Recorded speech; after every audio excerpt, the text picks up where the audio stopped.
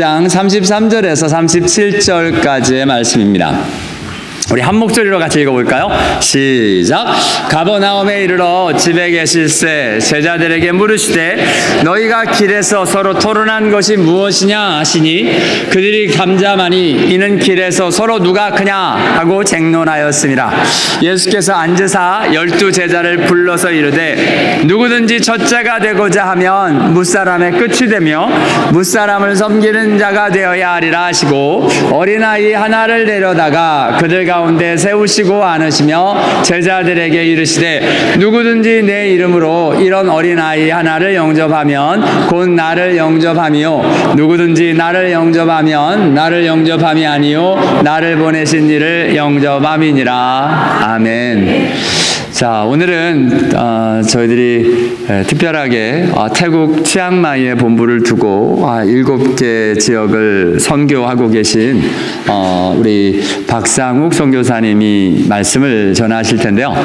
나오시면 좀 놀랄 거예요. 저랑 닮으셨어요. 이 말을 들어야 진짜 닮은 줄을 아시더라고요. 그래서 한번 보시고 또 귀한 말씀으로 은혜 받게 되기를 원합니다. 우리 목사님 나오실 때 우리 박수로 하나님 감사합니다. 우리 하겠습니다.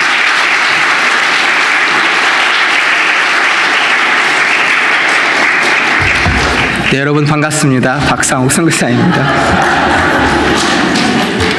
이렇게 귀한 강성림 목사님 우리 평안교회에 이렇게 와서 함께 예배드리고 또한 말씀을 증거할 기회를 주신 하나님께 감사드립니다. 저는 목사님이 소개해 주신 대로 치앙마이에서 7개 나라를 섬기고 있습니다. 먼저 말씀을 나눈 다음에 선교에 대해서 잠깐 말씀드리고자 합니다. 제가 이번에 안식년을 맞아서 한국과 미국을 방문하고 있습니다. 이렇게 다니다 보니까 많은 성도님들이 또 기도해 주시고 또한 어떻게 이렇게 하나님 일을 하게 됐느냐 또 하나님 만나게 됐느냐 이런 질문을 해 주셨어요. 근데 사실 제가 먼저 하나님을 사랑한 것이 아니라 사실 하나님께서 저와 여러분을 먼저 사랑하신 줄 믿습니다. 하나님께서 저희들을 불러주시고 인도해 주신 것입니다. 사실 제가 교회에서 자라면서 초등학교 때 교회학교 선생님이 어느 날 이렇게 사무엘의 이야기 주여 말씀하옵소서 주의 종이 듣겠나이다 이 말씀을 가르쳐 주셨어요. 그래서 제가 그거에 대한 기도를 하기 시작했고 12살 때 교회 앞에 아침 일찍 바로 이 자리 근처에 나와서 기도할 때 하나님께서 저희 마음 가운데 강하게 하나님의 말씀을 들려주셨습니다. 너는 복음을 전파하라. 너는 복음을 전파하라. 그래서 이 말씀을 붙들고 지금 그 이후로 한국에서도 물론 전도하고 그다음에 선교하고 하는 삶을 살고 있습니다. 저는 사랑하는 아내와 사랑스러운 세 딸이 함께 있고요. 제가 미국에 이번에 이제 6월 9일 밤에 도착했습니다. 그래서 40일 동안 이제 미국을 로드 출입을 하는데요.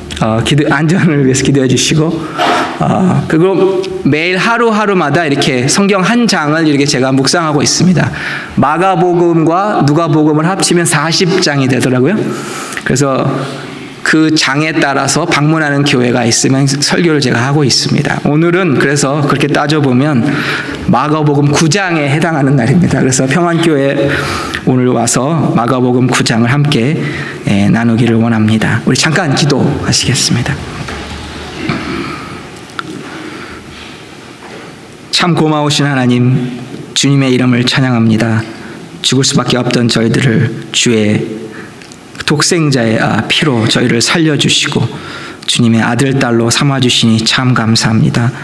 주님께 우리가 하나님을 먼저 사랑한 것이 아니요 주께서 우리를 먼저 사랑하시는 것을 고백합니다. 오늘 부족한 중에 말씀을 나눌 때 성령께서 함께해 주시고 깨닫고 주님을 찾고 더욱더 순종할 수 있도록 인도하여 주옵소서. 감사드리며 예수님의 이름으로 기도합니다. 아멘. 네, 오늘 본문을 기록한 마가는 12 제자는 아니었지만 사도 베드로와 또 사도 바울과 함께 동역하면서 그 예수님을 실제로 만났던 사람들의 증언들을 함께 모아서 성령님의 감동을 받아서 마가복음을 기록했습니다. 이 마가복음을 기록하면서 연극, 여러분 연극 좋아하세요? 연극에 보면 이렇게 몇 막 몇 장 하는 것처럼 성경을 마가복음을 이렇게 3막으로 나눠서 설명을 하고 있습니다. 그래서 첫째 막은 1막은 갈릴리 지방에서 이루셨던 예수님의 기사와 이적 또 삶을 그리고 있고, 마지막 3막은 예루살렘에서 있었던 예수님의 고난과 십자가 그리고 승천, 부활과 승천을 말하고 있고요. 그 중간은 오늘 본문이 포함된 8장 후반부부터 10장까지는 갈릴리에서 예루살렘으로 가는 여정을 설명하고 있습니다. 예수님께서 제자들을 데리고 이렇게 걸어가는 여정을 말하고 있습니다. 여러분, 예수님 시대의 여정은 어떻게 이루어졌을까요? 네? 걸어서. 예, 맞습니다. 고관 왕이나 이런 사람들이야 말을 타고 가마 탔겠지만 다 걸어갔습니다. 여러분, 그 등산이나 트레킹 이런 거 해보셨죠? 거기에서 이렇게 가다 보면 얼마나 이렇게 발걸음을 맞추는 것이 얼마나 중요한가, 이걸 생각하게 됩니다. 여러분, 데이트할 때도 마찬가지죠. 남자가 너무 빨리 가면 여자가 잘 못 따라옵니다. 여자가 빠른 경우도 물론 있죠. 근데 예수님께서는 이 3년 반을 제자들을 데리고 걸어 다니셨어요. 이것은 단순히 어떤 육체적인 여행뿐만이 아니라 인생의 여정, 또 영적인 이 여정을 또한 의미합니다. 근데 예수님께서는 제자들을 끝까지 사랑하셨어요. 때로 생각해 보면 얼마나 답답하셨을까. 하나를 가르치면 열을 깨달은 것이 아니라 100가지를 가르쳐줘도 잊어버리는 제자들이 많았습니다. 그 3년 반을 데리고 다니시는데도 끝까지 깨닫지 못하고, 그런 제자들을 예수님께서는 끝까지 사랑하셨고, 끝까지 참으셨고, 끝까지 깨우쳐 주셨습니다. 하나님의 아들인 예수님께서 인간의 보조를 맞춰주셨고, 기다려 주셨고, 또한 깨우쳐 주셨던 것입니다. 이것이 바로 섬김입니다. 예수님이 본을 보여주신 섬김인 것이죠. 오늘 마가복음 9장 33절에서 37절을 중심으로 섬기는 자라는 제목으로 함께 말씀을 나누고자 합니다. 우리 옆에 분들에게 함께 섬깁시다, 이렇게 한번 말씀해 주시면 감사하겠습니다. 함께 섬깁시다. 함께 섬깁시다. 오늘 본문 33절에서 37절의 앞부분을 보시면 여러분 아시다시피 예수님께서 세 제자 베드로와 야고보와 요한을 데리고 그 산에 올라가셔서 그 놀라운 변화사하는 상의 기적을 또한 경험했습니다. 예수님께서 하얗게 광채를 받으시고 예수 그리스도의 영광을 드러낸 그 변화산 상의 모습이죠. 그 다음엔 또 무슨 일이 있었습니까? 귀신 들린 아이를 둔 아버지가 찾아와서 예수님께 간구할 때 그 아이를 깨끗게 하셨습니다. 여러분, 예수님께서 이렇게 영광스러운 모습을 보이시고 또 귀신을 쫓아내고 하시는 것은 제자들에게 그리스도가 누구시고 그리스도가 어떤 일을 하는가를 보여주시기 위함이었습니다. 그런데 제자들은 오해를 했어요. 저와 여러분도 이렇게 신앙생활을 하다 보면 하나님을 오해할 때가 있습니다. 하나님의 뜻은 원래 이런데 우리가 인간적인 생각으로 오해할 때가 있어요. 제자들도 오해를 했습니다. 예수님께서 왕이 되시면 우리가 한자리 하겠구나. 그래서 그 제자들이 이제 그 영광스러운 기적과 이적의 장소를 떠나서 가버나움으로 오는 길에서 뭘 했다 그랬습니까? 토론을 했습니다. 그것을 보시고 예수님께서 33절에 물으셨습니다. 33절을 보시면 너희가 길에서 토론한 것이 무엇이냐? 사실 예수님은 전지 모든 것을 아시는 분이기 때문에 다 아셨죠. 근데 우리와 함께 소통하고 제자들에게 가르칠 수 있는 그 순간을 놓치지 않기 위해서 이 질문을 하셨습니다. 이것은 마치 그 에덴 동산에서 아담이 죄를 타락했을 때 하나님이 동산에서 말씀하시죠. 아담아, 내가 어디 있느냐? 사실 하나님께서는 저와 여러분이 있는 어떤 상황에서든지 우리 삶에 함께 하시기를 원하십니다. 하나님께서 여러분에게 누구야, 아무개야, 어디 있느냐 할 때 주저하지 마시고 주께 나오는 저와 여러분이 되기를 축원합니다. 아멘. 그래서 예수님께서 제자들을 이게 질문을 하셨어요. 너희가 길에서 토론한 것이 무엇이냐? 13절에 예수님은 토론이라는 단어를 쓰셨지만 사실은 34절을 보시면 쟁론, 말싸움을 했다고 이렇게 하고 있습니다. 예수님께서 이 질문을 하셨을 때 제자들은 이렇게 놀라고 떨려서 제대로 답을 하지 못했습니다. 자기들이 무슨 얘기를 했는지 안 것이죠. 그 주제가 무엇이었습니까? 뭘 갖고 이 사람들이 말싸움했죠? 누가 크냐인 것입니다. 사실 우리가 신앙생활을 하다 보면 누가 크냐라는 질문을 할 때가 있습니다.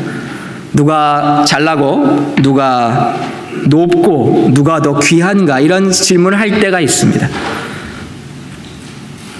이 세상에서는 사실 서열을 매기고 누가 앞이고 뒤고 이런 민주주의 사회라는 데서도 사실 다 있죠. 여러분 미국에도 있고 또 태국에는 이제 이 클래스가 다 있습니다. 물론 헌법상으로 없어졌지만 태국에서는 이제 last name 성이 길면 귀한 집안입니다. 근데 한국 사람들은 다 성이 짧죠. 성이 길면 어떤 태국 사람 성이 너무 길어요. 근데 그런 경우인데 이런 세상의 풍조나 법칙이 교회에 들어올 때가 있습니다. 사실 선교단체에도 마찬가지 때가 있어요. 저희 SIM은 이제 국제 선교단체라 세계 67개국에서 온 선교사들이 함께 섬기고 있습니다. 제가 맡고 있는 권역도 20개국에서 오다 보니까 이제 누가 더 사역을 잘하는 것 같이 보이고 어떤 사람은 보고를 엄청 잘하는데 실제로는 좀 약한데 어떤 사람은 또 실제로 사역은 잘하는데 보고를 잘하는 사람도 있고 제가 가서 직접 봅니다. 근데 이런 여러 가지 문제가 있을 때 제가 항상 저희 팀에게 말하는 것은 성경으로 돌아가자. 성경의 법칙으로 돌아가야 된다. 세상 모든 나라의 문화와 습관의 위에 있는 성경으로 우리 돌아가자 이렇게 말하고 있습니다. 오늘 저와 여러분도 그리스도의 기준, 하나님 나라의 법칙에 대해서 함께 살펴보기를 원합니다. 여러분 그 하나님 나라에서 기준이 무엇이죠? 오늘 본문 35절에 나와 있습니다. 우리 35절을 함께 같이 읽어보시겠습니다. 시작. 예수께서 앉으사 12제자를 불러 이르시되 누구든지 첫째가 되고자 하면 무사람의 끝이 되며 무사람을 섬기는 자가 되어야 하리라. 아멘.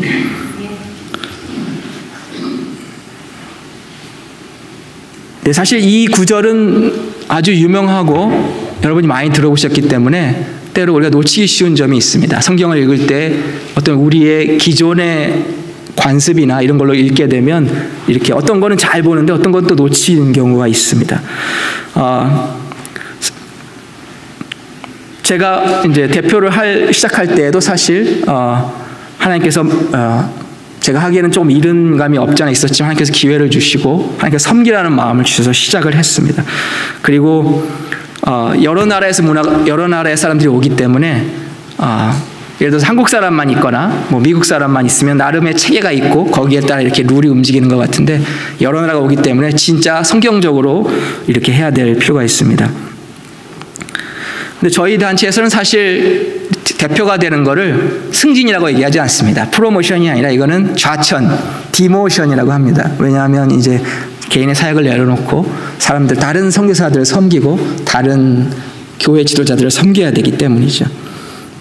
근데 사실 이 마가복음은 이 말씀을 처음 받았던 사람들은 초대교회의 성도들이었습니다. 당시 박해와 여러 힘든 일들을 겪고 있던 분들에게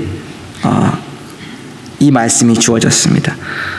이 성도들에게 주었던 격려는 어떤 세상이 줄 수 없는 격려였습니다. 어떤 세상이 주는 어떤 단순한 위로나 고생 끝에 낙이 온다 이런 것이 아니라 그 고생 가운데서도 하나님의 나라를 추구하도록 하나님의 나라의 법칙을 주었습니다. 하나님 나라의 운영 법칙, 세상 가운데 힘들게 사는 그 어려운 가운데서도 하나님 나라를 어떻게 지탱하고 어떻게 살아가는지 거기에 대해서 법칙을 주고 있습니다. 초대교회나 오늘날의 교회에서도 사실 미국 같은 경우는 이렇게 박해받아서 죽거나 이런 사람은 없지만 사회에 또한 여러 가지 압박이 있는 줄 압니다. 이런 교회에 대해서도 마가복음은 9장 35절은 말씀하십니다. 누구든지 첫째가 되고자 하면 뭇사람의 끝이 되며 뭇사람을 섬기는 자가 되어야 하리라 라고 말씀하고 있습니다. 오늘 이 말씀이 아까도 말씀드렸듯이 너무나 이렇게 잘 아는 것 같아서 놓치기 쉬운 것에 대해서 두 가지를 말씀드리고자 합니다. 놓치기 쉬운 첫 번째 원칙은 하나님의 나라는 섬김의 나라라는 것입니다. 그리고 하나님의 나라를 운영하는 법칙이 섬김이라는 것이죠. 이 원리는 하나님 나라의 어느 곳에서나 예수님을 주님으로 모시는 곳에서는 통하는 원리입니다. 젊었을 때나 나이가 드셨을 때나 남자나 여자나 사역자나 평신도나 모두 포함되는 것이죠. 태국에서는 보면 이렇게 높은 사람이 아랫사람을 챙겨주고 아랫사람은 충성하고 이런 제도가 많이 있습니다. 마치 영어로는 patron client라고 그러는데요. 이렇게 챙겨주고 이런 건데 사실 이런 어떤 사회나 보면 이렇게 사회를 움직이는 원리가 있는데 하나님 나라의 원리는 섬김이라는 것입니다. 그렇기 때문에 섬김은 젊었을 때만 하는 것이 아니라 나이 들었어도 하는 것이고 어떤 한 계층에만 요구하는 것이 아니라 모두가 해야 하는 것입니다. 섬김 그 자체가 삶의 양식이 되는 것이죠. 이것이 바로 하나님 나라의 운영 원리입니다. 하나님 나라 교회가 어떻게 움직이는지도 마찬가지죠. 그리고 이러한 섬김의 삶이 삶 자체가 될 때 저와 여러분은 진실로 리더가 될 수 있습니다. 이 말씀을 하신 뒤에 예수님께서는 어린아이 하나를 데려다가 제자들 가운데 세우시고 안으시며 제자들에게 말씀하셨습니다. 37절을 보시면 누구든지 내 이름으로 이런 어린아이 하나를 영접하면 곧 나를 영접함이요 누구든지 나를 영접하면 나를 영접함이 아니요 나를 보내신 이를 영접함이니라 이렇게 말씀하고 있습니다. 첫 번째로 하나님 나라의 원칙이라고 했죠. 섬김의 나라라고 했죠. 두 번째로 놓치기 쉬운 원칙은 섬김은 사실 그 자체로 보상입니다. 또 다른 이렇게 아까도 제자들이 예수님을 보고 오해했던 것처럼 또 우리가 오해하기 쉬운 것은 섬김을 하면 나중에 높은 자리에 올라가겠지, 나중에 첫째가 되겠지 하는 것입니다. 사실 이러한 태도는 아직도 높아지려고 하는 마음을 염두에 둔 태도이죠. 사실 이러한 태도는 하나님 나라에 맞지 않습니다. 관심이 높아지는 것이 아직도 있기 때문입니다. 섬김은 그 자체가 보상입니다. 37절에 보시면 예수님께서는 섬김이 구체적으로 무엇을 말하는지 설명하고 계십니다. 이 섬김은 어린아이와 같은 사람들, 약한 사람들, 안 믿는 사람들, 힘든 사람들을 데려다가 세우고 안아주고 영접하는 것입니다. 이 사회에서 어리고 잘 모르고 가난하고 낮고 밑에 있고 뒤에 있는 사람들을 영접하고 받아주는 것이 섬김입니다. 이러한 섬김이 사실 예수님이 보여주신 섬김입니다. 이렇게 어리고 낮은 자를 영접할 때 우리는 예수님을 영접하게 되고 하나님을 또한 영접하게 됩니다. 사실 여러분 삶을 돌아보시면 저 여러분 모두 누군가의 섬김 때문에 이 자리에 오신 줄 압니다. 여러분 생각해 보시면 그런 분들 계시죠? 여러분이 믿지 않을 때 여러분을 인도해 주신 분들, 여러분이 힘들고 낙심될 때 여러분을 붙들어 주신 분들, 여러분의 성경을 가르쳐 주신 분들 다 있을 것입니다. 섬긴 분, 여러분을 섬겨주신 분들이 다 있습니다. 여러분 다 기억나십니까? 그런 분들이 분명히 있습니다. 지금 이 시간에 여러분 주위에 이제 반대로 우리가 섬길 사람들, 저와 여러분이 섬길 그 한 사람을 생각해 봤으면 좋겠습니다. 저와 여러분이 섬길 하나님께서 우리에게 맡겨주신 사람이 있는가 한번 생각해 봤으면 좋겠습니다.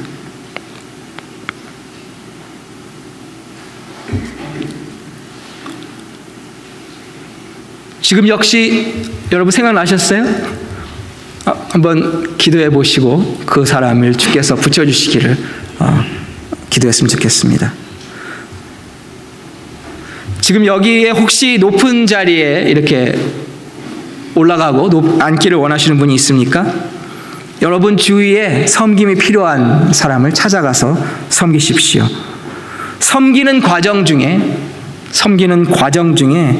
그 높은 자리에 앉기를 원하는 마음을 하나님께서 섬기는 마음으로 그리스도의 인격으로 바꿔주실 줄 믿습니다. 이러한 섬기는 리더들이 많은 평안교회, 어리고 낮고 힘든 사람들을 이렇게 이끌어주는 평안교회가 되기를 주님의 이름으로 축원합니다. 아멘. 우리 잠깐 기도하고 또한 선교에 대해서 말씀을 드리겠습니다. 기도하시겠습니다. 사랑의 하나님, 우리 각자에게 그 누군가를 통해서 주님의 은혜를 부어주신 줄 믿습니다. 우리가 어리고 약하고 힘들고 비천할 때 주께서 손을 뻗쳐주시고 주께서 그 형제자매, 그 지도자들을 통해서 우리를 주께로 인도해 주신 하나님을 감사드립니다. 하나님, 우리가 이제 다른 사람들을 섬기기를 원합니다. 다른 어렵고 힘든 사람들을 한 번이 아니라 지속적으로 또한 섬기기를 원합니다. 주께서 우리가 기도할 때 한 사람을 보여주옵소서. 저와 여러 성도님들이 계속해서 사람들을 섬기고 도와줄 수 있는 그들을 보여주셔서 우리가 주를 섬기듯이 또한 섬기게 인도하여 주옵소서. 예수님의 이름으로 기도합니다. 아멘.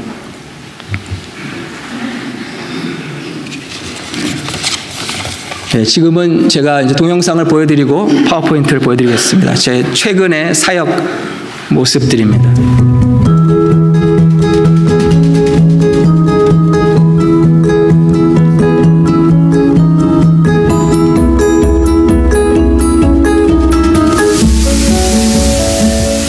제가 스위스 부부를 데리고 이제 미얀마에 가서 찍은 부분들이 많이 나오고요. 그 외에도 여러 나라들이 보입니다. 예, 태국도 있고 여기는 미얀마고요.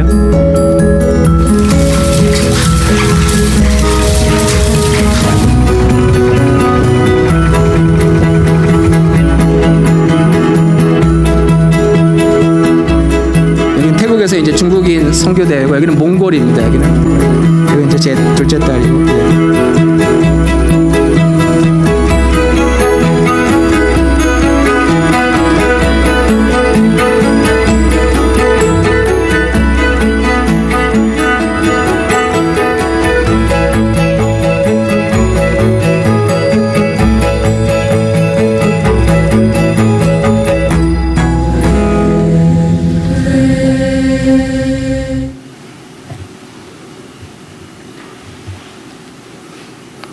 예. 예, 제 이름은 박상욱이고요. 저희 아내 이름은 최완재이고 딸 셋이 있습니다. 예림, 예빈, 예슬. 지금 SIM의 대륙과 동남아시아, 컨티넨털 앤 사우스이스트 아시아의 권역 리저널 대표로 섬기고 있습니다. 저희 가족의 모습이고요. 저희 아내와 딸이 그분 되시죠? 저희 바로 옆에가 이제 둘째 딸 예빈입니다. 13살이고요. 14살이 이제 되죠. 예. 그다음에 저희 아내 최한재 선교사고, 그다음에 첫째 딸 이제 17살 나중에 되고요. 근데 그다음에 막내 예슬이, 예. 예슬이는 태국에서 태어났습니다. 예. 이제 7살 반입니다. 저는 이제 싱글 때 피지에 선교사로 먼저 나갔습니다. 96년, 97년에 피지에 약 2년 섬기면서 이제 나시카 비전 칼리지에서 이제 선생님 이코노믹스도 가르치고 뭐 어카운턴트도 하고 뭐 도미토리 뭐 그것도 하고 하면서 섬길 때 이제 그 한동대에서 단기 선교 왔다가 이제 2명이 순교하는 일이 그때 있었어요. 그래서 그 일들을 겪으면서 제가 많이 힘들고 물론 다른 선교사님들도 계셨습니다만 함께 기도하고, 물론 그 순교를 통해서 많은 영혼들이 주께 돌아왔지만 또 그걸 놓고 기도할 때 하나님께서 그 데이빗이라는 이름을 주셔서 데이빗이라는 영어 이름을 쓰고 있습니다. 그래서 다른 그 맡은 영혼들을 잃어버리지 않으리라는 그런 마음으로 계속 섬기고 있습니다. 그 다음에 이제 여러 나라 사람들과 선교해야겠다는 마음을 하나님이 주셔서 영어로 이제 선교와 신학을 배우기 위해서 미국에 와서 공부하면서 이제 전도사, 부목사, 선교 목사를 했고요. 미국에서 섬기다가 이제 2005년에 미국을 떠나서 이제 한국에서 좀 더 펀드레이징을 하고 2006년부터 방글라데시에 처음 가서 교수 사역을 했었습니다. 그러다가 이제 2008년에 저희 아내가 이제 병이 걸려서 태국 치앙마이로 옮겨오면서 이제 제가 행정과 리더십 사역을 하게 되었습니다. 그래서 그 전에 이제 인사 담당, 전략 담당을 하다가 2014년부터 리지널 대표로 섬기고 있습니다. 저희는 7개 나라가 있습니다. 그래서 중국과 태국은 좀 더 나라가 크고 독립을 좀 더 시켜서 대표도 따로 있지만 저희가 계속해서 서포트하고 있고요. 그 다음에 필리핀, 네팔에도 팀이 있고, 그다음에 몽골, 미얀마, 베트남에 이제 있습니다. 이 지도를 보시면 이제 저희 권역에는 베트남은 이제 올 8월부터 공식적이기 때문에 아직은 한 가정이 있고요, 한 명이 있고요. 그다음에 이제 컨티넨털 앤 사우스이스트 에이시아라고 합니다. 그래서 20개국에서 온 170명의 선교사가 7개 나라에서 사역을 하고 있습니다. 예, 지금 SIM에 대한 소개고요. 그다음에 이제 국제단체이기 때문에 이제 이렇게 모여서 회의를 합니다. 회의도 하고 뭐 디렉터 수련회도 있고. 제 사역을 보면 이제 제가 하는 사역은 첫 번째로 이제 권역 전략을 수립하고 또한 이제 자문하는 일을 합니다. 선교사님들이 각자 일을 사역하신 것도 좋지만 함께 사역할 때 좀 더 효과가 있고 자원의 낭비가 안 되고, 또한 하나님이 주신 여러 가지 자원이나 인적 자원을 효율적으로 배치하고 함께 전략을 짜낼 수 있는 것입니다. 또 하나는 이제 제가 하는 일 중에 하나는 이제 문제 해결입니다. 선교사님들 사이에도 문제가 있습니다, 여러분.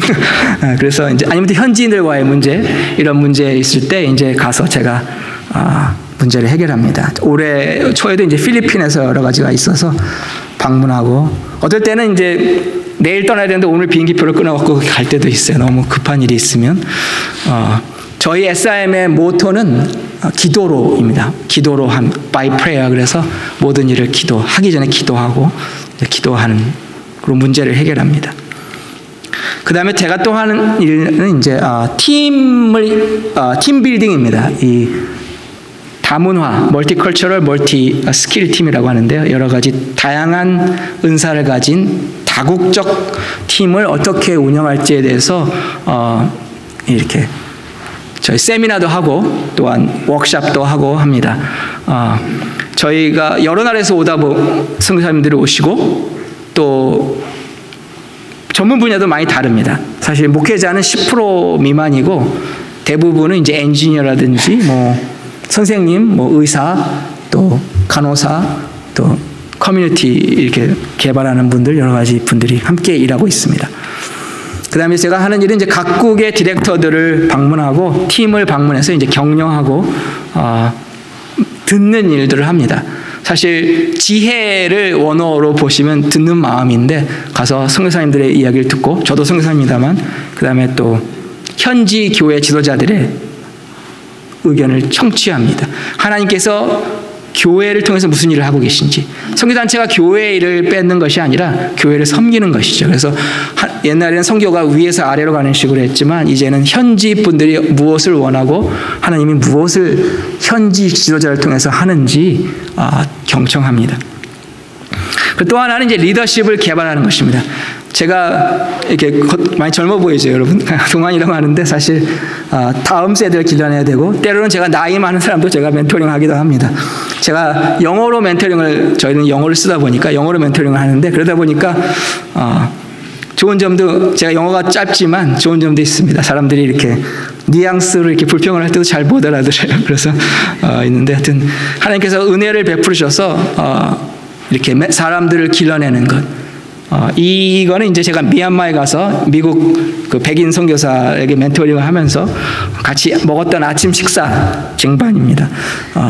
때로는 이제 그 인터넷으로도 멘토링을 합니다. 이렇게 저 몽골에 있는 호주 사람, 네팔에 있는 뉴질랜드 선교사 이렇게 멘토링을 하기도 합니다.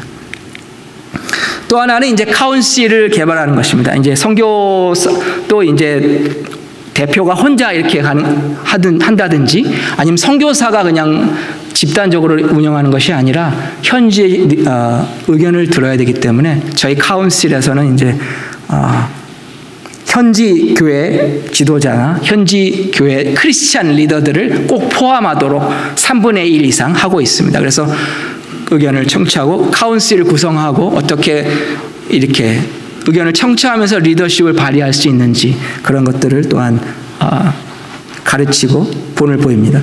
그리고 저는 원래 또 강의를 하나님께서 좋아하기 때문에 하나님이 은사를 주셔서 제가 직접 전문으로 하지는 않지만 치앙마이에 위치한 이제 중국 사람들을 대상으로 한 선교 훈련원이나 신학교에서 강의를 가끔 하고요.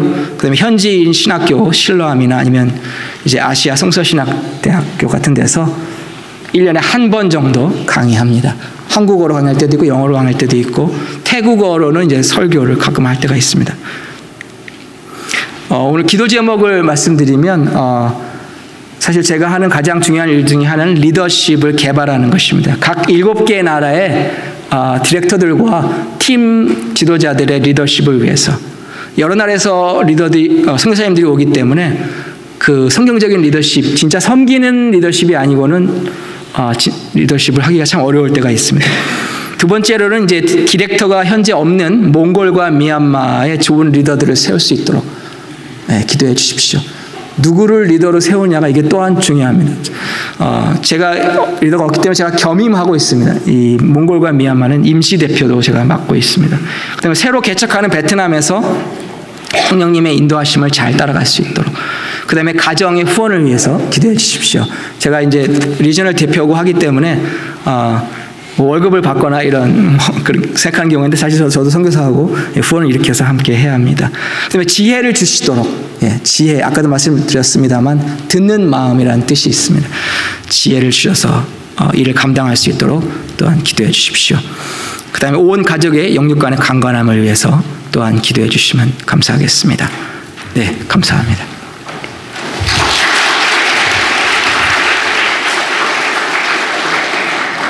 자, 우리 한번 같이 기도했으면 좋겠습니다. 우리 이 시간에 기도할 때 저희들이 요즘 참 다양한 선교사의 선교 일들이 일어나고 있죠.